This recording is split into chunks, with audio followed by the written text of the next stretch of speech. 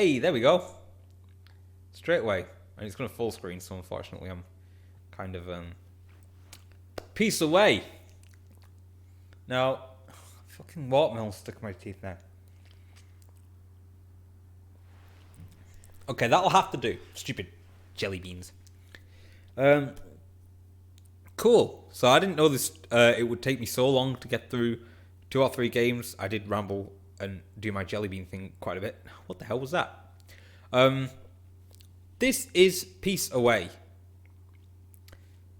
This requires explanation.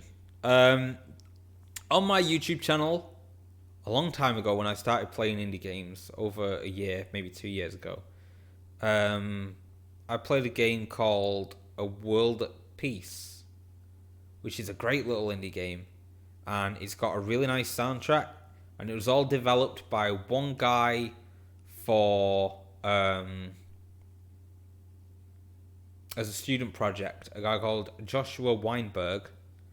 And the creator, after I played it on YouTube, he actually came and commented on my video, which was very nice. And apparently I found like a little secret in there that not many people had found. And it was called A World at Peace. And it was a really, really nice little game. And just get some background music going. Actual drop into the menu. There we go. I don't know if the levels are okay. Hopefully they are. Yeah, World at Peace was really nice. I thought it was just going to be a one-off little thing that he made as like a test, but I'm guessing, sorry, still screwing around with my audio a little bit. I'm guessing he liked the concept of the world so much, because he kind of stuck with it, and he made a sequel called A World in Pieces.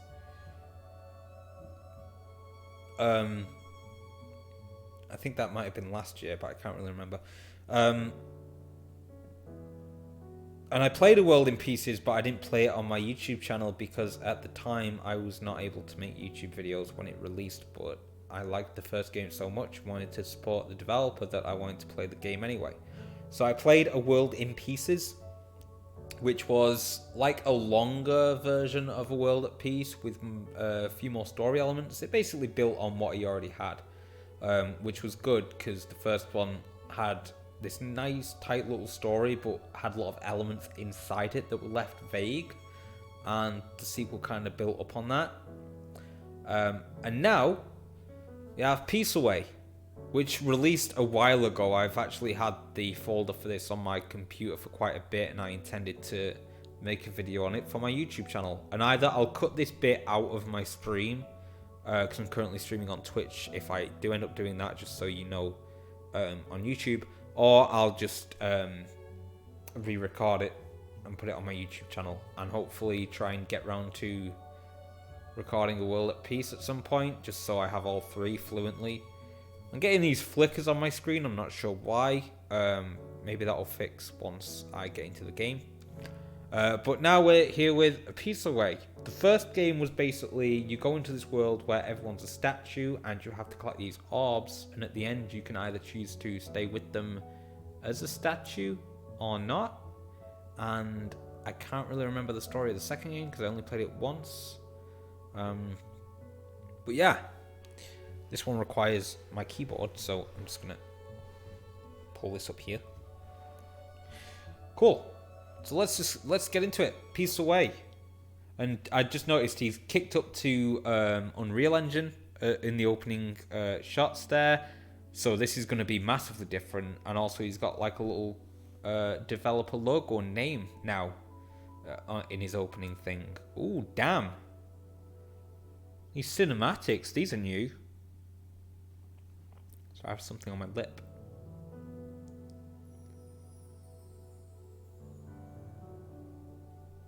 So this piece of music is basically an extended version, because I can hear the extra instrumentals of the piece of music that was the track for A World at Peace. It's absolutely beautiful music. I absolutely love it.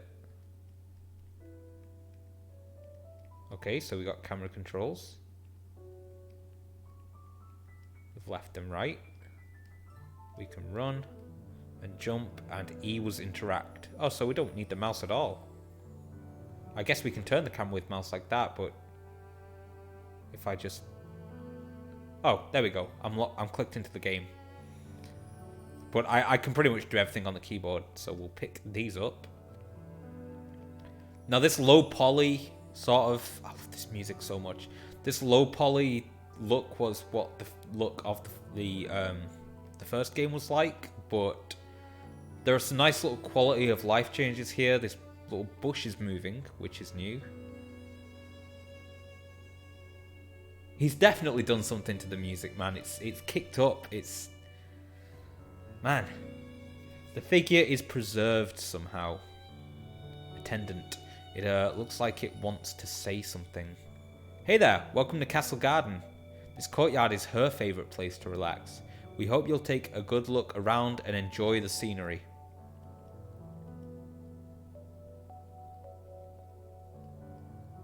Oh. Jump up here. So it's rough around the edges as they all have been, but like I say, when the first game came out, he was a student. The first game was sort of dedicated to a teacher, which was really nice, and he's just sort of been building on this world the whole time, and sort of the objectives and things remain consistent, but the scope gets larger, kind of, if that makes sense. Like, you always collect these little polygonal shapes and talk to people. The fact that there's areas and it was like Castle Gardens, that's new. So I don't know how big this one's actually going to be. Whenever I see her around the garden, it's usually right here. This is her favourite spot to draw, and she's always drawing. Can't you tell? One day I want to feel as peaceful as she appears to be. Yeah, she's drawn all over the floor. Shame, because like I say, I don't remember the story of the second one, so maybe there's dots I'm not able to connect. I played it once a long time ago, whereas my World at Pete's video I edited and looked over quite a few times, so I'm a lot more familiar with that game. Hey you, this is a secret book. Did some idiot leave this lying around somewhere? Jeez. Anyway, I guess if you're going to keep reading, I might as well keep writing. A great and inevitable flood is nearly upon us. The power of the water threatens to erase our whole existence. Scary, yeah? That's why I decided to run. There's a place way, way down where the water will never reach. Are you trying to run too? That was one book. I guess that was the book that was open on the floor, talking to us. Damn. Hey, what was that on the floor? Just like little shapes in the rock. Like I said, I don't know. Oh. And these statues are very different from the original game statues. One night, she and I sat right here and gazed up at the stars.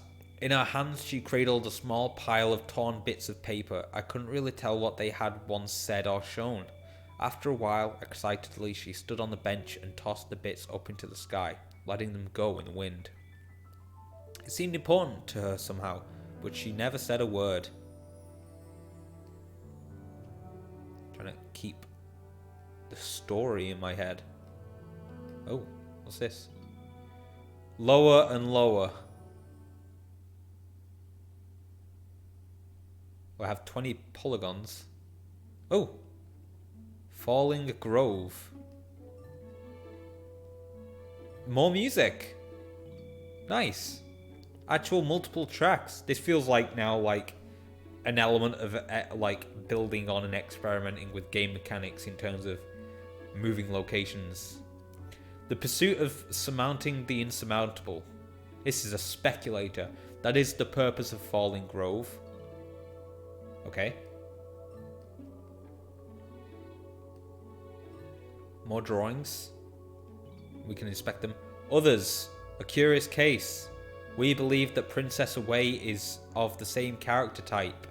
However, she has decidedly mixed feelings about the existence of others. Certain kinds yield different results. Their unpredictability is maddening. Ooh. I wonder if we're an other. Like a clone of this princess. Because in the first game, all the statues were of the same model as the player character, which is this girl. On particularly blue days, her power is the strongest. We're blue. Further research is required to understand the significance of blue. Just to make absolutely sure. It's a shame because when I switch to OBS, the music cuts out, so I can't actually look at how my levels are doing. Okay. Well, I'm glad the controls are simple because I'm really simply not used to keyboard control. Fun creation. Inexplicably, the title belies its true nature. Somehow, just about anything can provoke creating fun. How ridiculous. Physical harm and damage recorded to both Princess Away and her works. Oh, they're two different people. Avoid at all costs. So either we're her and someone else is Princess Away, or... oh, look at that green guy down there. Or we're Princess Away and someone else is her. After we etched the voids, she eventually stopped coming around. Oh, these guys drew these things. Nevertheless, I'm sorry, my nose is running. Quite badly, it just started to leak. Nevertheless, we will keep at it. Somehow we will solve this all. There's stuff down here though. Oh, I almost fell. I don't know if I should just fall down to talk to this guy. It's 15, 16, 17, 18, 19, 20. And there's the rock to teleport. Exists lone. Debate is much caused over the validity of this void.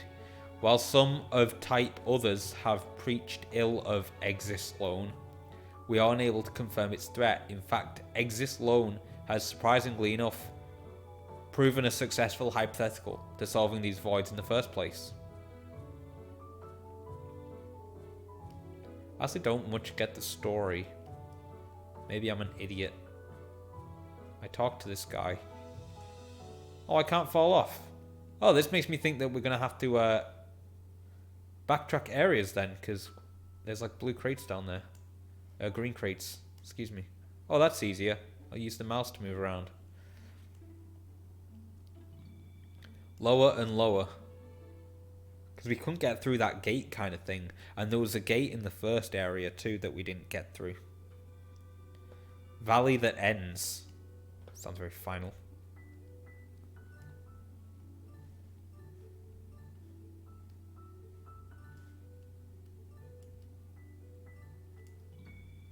In the distant past, a castle surrounded this entire area and more. You know, they say the lowest level is an eternal sanctuary called a world at peace. So why am I looking up? That's where we were.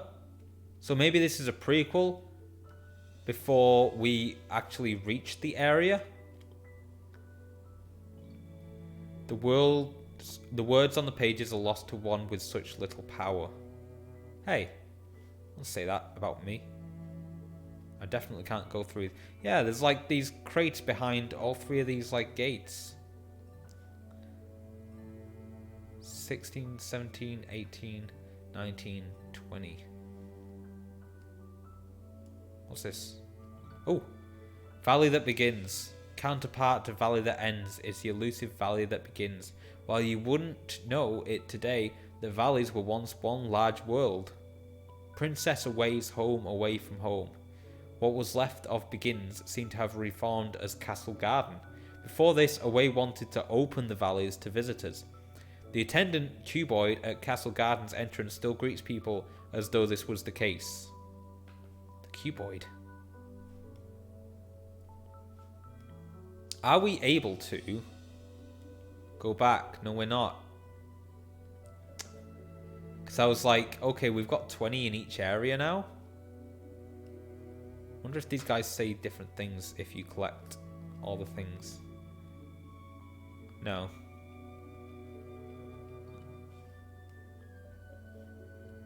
I always feel like these games feel bare bones enough that there's plenty of secrets, but I suppose it just depends on how much time the developer had. Excuse me?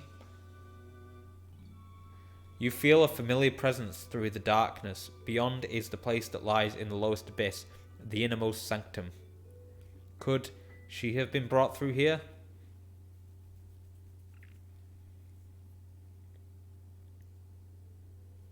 Oh. Oh.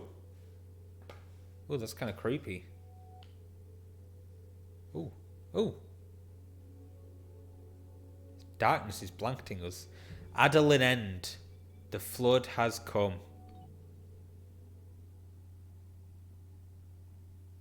Oh. Okay. I can't move. Oh, yeah, I can.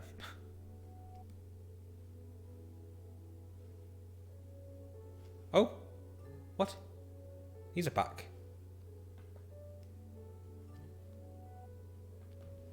I'm having a problem with the control. I don't know if it's that my Bluetooth keeps screwing up or what. Although I've not really had a problem like that before.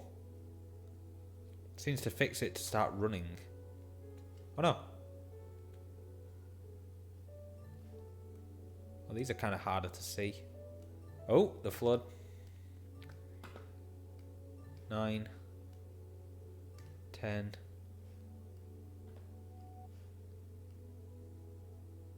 So maybe there's 10 in each area now? The energy of others to enact their desires. Willing. This is willpower. Princess Away's worlds are founded upon it. The more she collects, the more her resolve can manifest. Hopefully there is 10. Only 10 in each world, because otherwise I just missed 10 and I might get a bad ending. Let me out. There's definitely less though, because there was a circlet of them there at first. Oh, there's an area down here I didn't even see though. Oh no, that's... I have to walk down first. 2. 3. 4. I'm being led. 5. 6, 7, 8, 9, 10. And then this place is flooding too. But the memories lead you to the doorway where the cuboids were. Oh no, this cuboid is also flooded. Huh. Sometimes it's kind of janky too. There we go. Living, the cuboids are servants of these worlds, bound to the needs of Princess Away. But don't be fooled. When the places around them begin to collapse, they will seek self-preservation. Living. Give it up for living, everybody. Oh. It's all... Oh. This is the pool. Oh, it's weird that we didn't spawn within the pool. 2, 3, 4. Oh, we went backwards through it. Meaning, anger, comfort, fear, confidence, conflict, peace, grief, life. Social experience is the key to ultimate will. Any other way yields falsehood. Not sure I agree with that. To withdraw is to experience death. I wonder if this game's like the whole story of it is saying something about, and with the other games is saying something about like isolation and anxiety and sort of disappearing into your own world. And sort of the flood here is sort of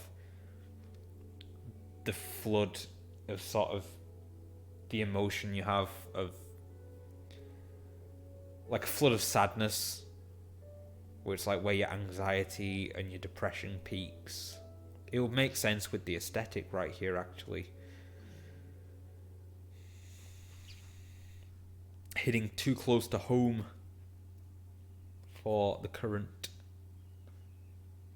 areas. Oh, it's these guys. The 3 blocks: living, meaning, and willpower. Which is actually really cool, meaningful triad that actually makes sense. Oh, here she is. Princess Away, or her One of the two. Oh, we got them all because we have 100. Oh, it's here. Oh, it is Princess Away. Hi. So we're her? I guess this means it's time, huh?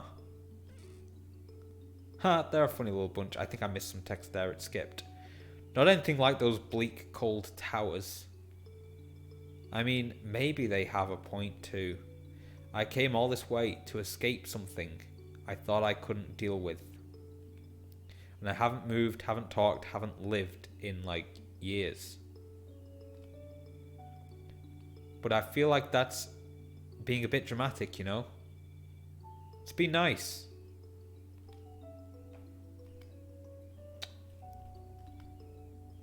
Yeah, I skipped text there. Over time though, it's just, it isn't what I want.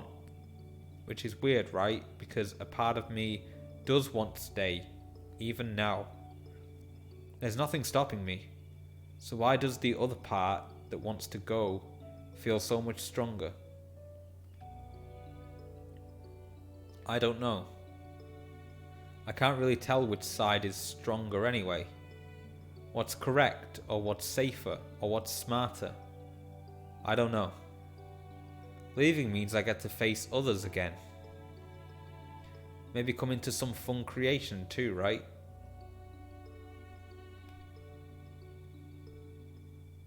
Or, I think it's supposed to say or, I could stay.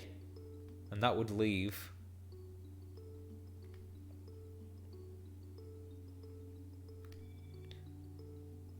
Wahaha. Ha ha ha ha ha ha. How dumb. As if all of this didn't come from that same unknown.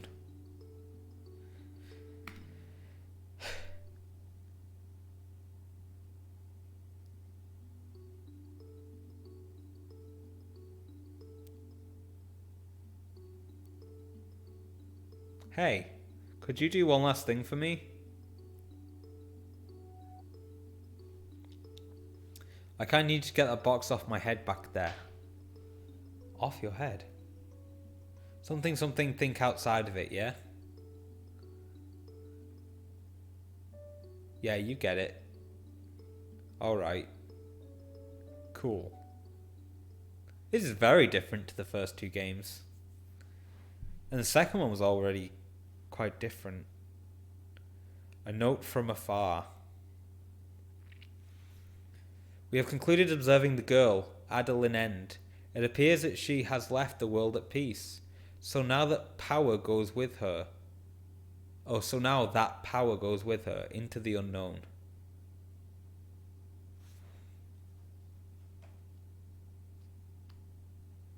Let's take this box off her head. That's like clarity. That's like coming out from inside this world. Peace away.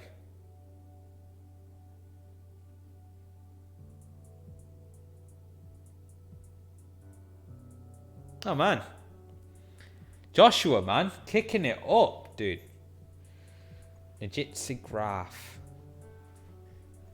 Yeah, lots of... animation powered by Adobe Mixamo. I'll have to look into that because I've got the Creative Cloud font use license located in the game directory.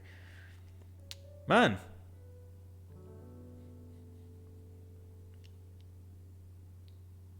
That little musical thing. Honestly, it's iconic to this game, and I think I'm like the only one who would think so. But I do have the like the music from the first game on my playlist, so I hear it regular. Yeah, there you go, Joshua Weiberg. The menu, yeah. That was Peace Away. Interact advanced dialogue. I still don't quite know what to make the story of this trilogy, and I think that this does seem quite climactic in terms of that world, in terms of like the princess taking her head off. I don't know how much this links to the first one because those box people weren't in the first game, and it was talking about how the world at peace is like the first layer. Oh, it's weird. It keeps doing that on the main menu. It keeps doing that flicking thing. The game, this one specifically, has some and like I say, with the menu there, it's a little unstable. There's some graphical issues and also some major control issues. Sometimes pressing E once would make nothing happen, so I'd wait a bit and then press E again, and it would just skip a bunch of dialogue boxes. Moving was also sometimes a bit finicky, and I don't think it's an issue with my keyboard, even though it is Bluetooth. It like I don't see why it would be. There's a really nice like development of story, because I actually didn't quite feel what was going on until it was growing closer to the end and I was able to sort of interpret it. Even the first game felt interpretive, and then the second one sort of gave it more of an individual character as opposed to just like an outspoken voice kind of thing. This was actually my favorite by far, because it had what made the first one a really cute, nice experience, and then built on it. I felt like this one had a much stronger and more visible and relevant theme.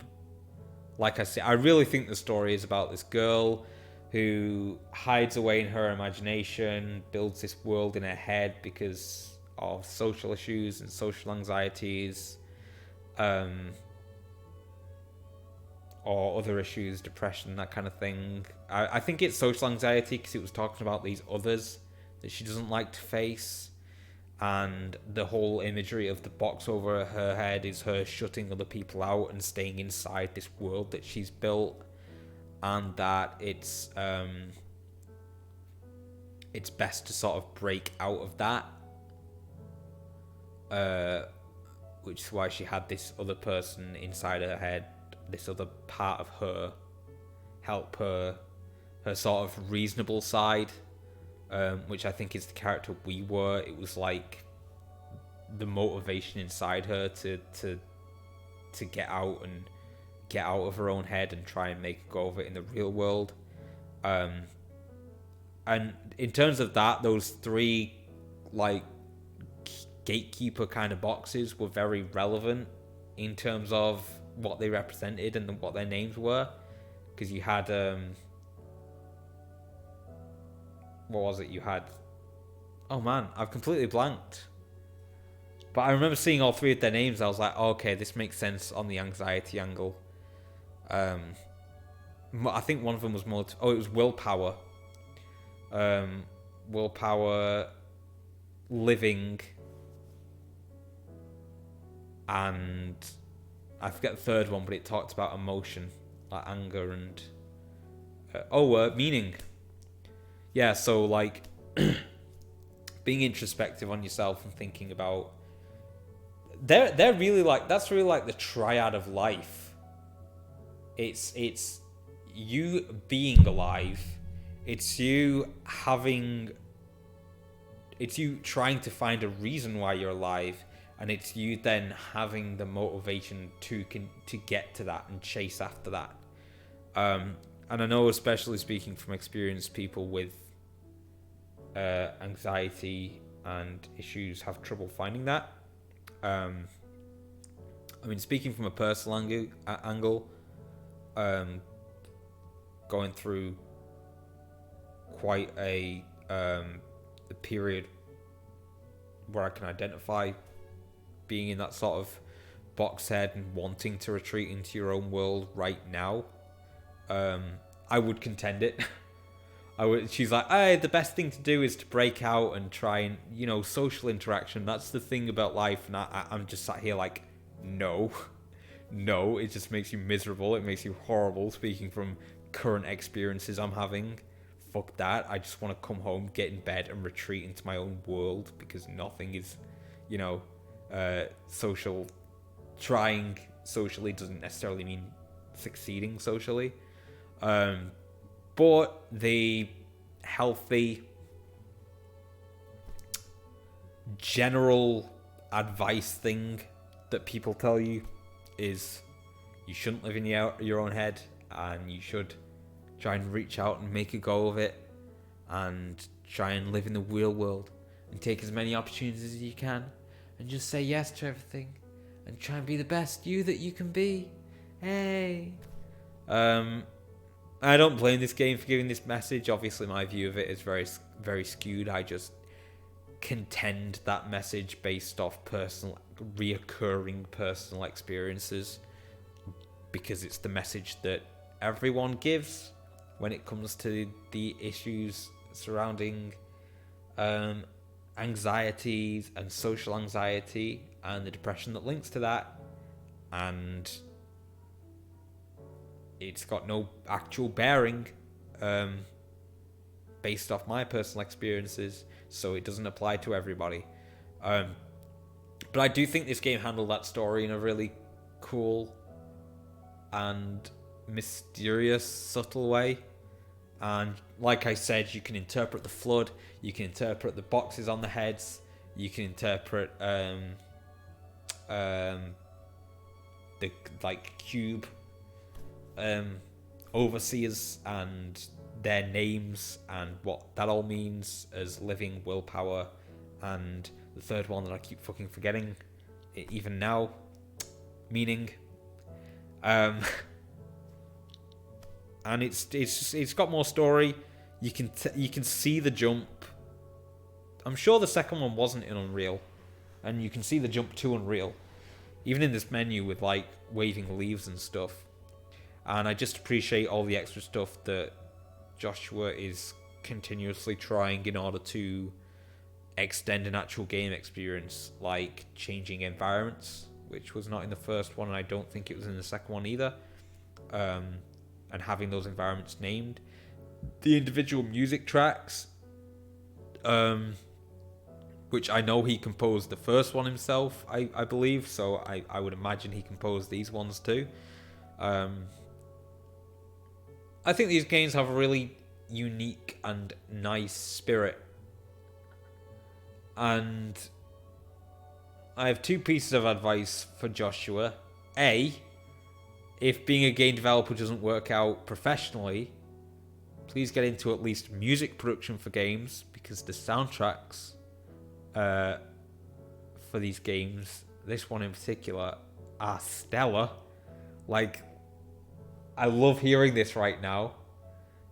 And two, if you haven't, please put these tracks available to listen to on YouTube, like singularly, because I already listened to the one for A World at Peace time and time again, and it's a beautiful track. And the first track in this one, in the first area, Castle Gardens, was like an updated version of the track for A World at Peace, and it's just a beautiful piece of music. And the other two were as well, and then I think this menu music is unique. Yeah, the music's always really strong in these games.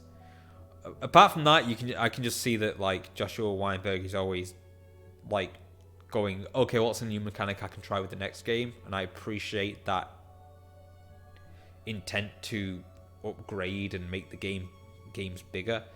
I don't know what the future of the Peace series is, if there is one at all, or if he moves on to other projects. I would sort of recommend branching out with other worlds and other stories, and maybe other game types. Weirdly, I think this aesthetic, even though it absolutely works perfectly for calming and peaceful and beautiful games like this, you might be able to do something horror related with it. Even just cutesy horror, like a low poly horror of like a character that's the same sort of low poly model as the main character in this, set in the woods in a log cabin. I think that might look really good. Maybe combat would be a good next step. I think the next step in terms of upgrading controls and stuff would be just to try and implement a unique interaction. Like, it's very easy to speak to something or run or jump, those like the basic controls. I think the next step needs to be trying to do a more complicated control that goes along with maybe an actual animation And again, even in terms of like a peaceful thing. So maybe if you did like a puzzle, if there was another Peace game, if there were like environment puzzles in it where you had to pick up blocks and move them, something like that, just to take it to the next step. But yeah, this was easily my favorite of the Peace games. And if it's the end, it is a very beautiful story for the characters, and I appreciate Joshua Weiberg carrying on with it after he just made the first one as a student project. I love the world, and interpreting that now as the meaning for it just makes it that much better. I kind of want to go back and play the other two actually, just to see if those remnants that are in there in the first two, because the first one I didn't really interpret any story, and I just kind of played it and enjoyed the world and thought it was this fantasy, this loose, subtle fantasy story built around a student project. Maybe it was, and then it just got built upon, but it still all fits very, very nicely. So that was Peace Away.